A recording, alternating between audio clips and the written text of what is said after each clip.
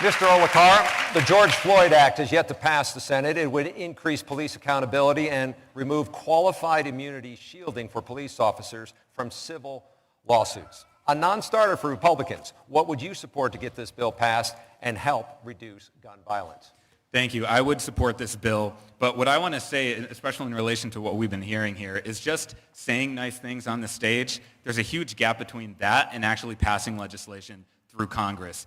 I'm the only one on the stage who's been directly involved in passing gun violence prevention legislation through Congress. And this was after the horrific Parkland shooting. Those extraordinary young people who came to Washington, and we worked with them, and they said, we're not here because we're Democrats or Republicans. We're calling on the conscience of our nation to say that young people shouldn't go to schools with the threat of gun violence. And so we said something very simple, bringing together Democrats and Republicans, that the Centers for Disease Control should be authorized and funded to study gun violence as a public health issue.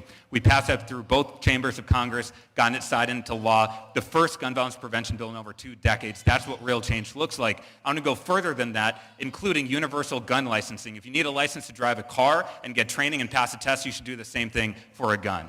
So what are you referring to when you say we did this?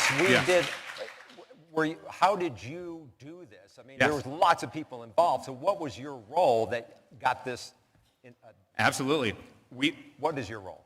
My organization, Millennial Action Project, organizes a bipartisan caucus of young members called the Future Caucus. We brought together Congresswoman Stephanie Murphy and Congressman Carlos Curbelo, Democrat and Republican, both from Florida, to work with these students and come up with a solution. And we did something that's probably common sense in your life, which is if you want people to be bought into something, bring them in early, develop solutions together. That's the difference between real change and just talking about it.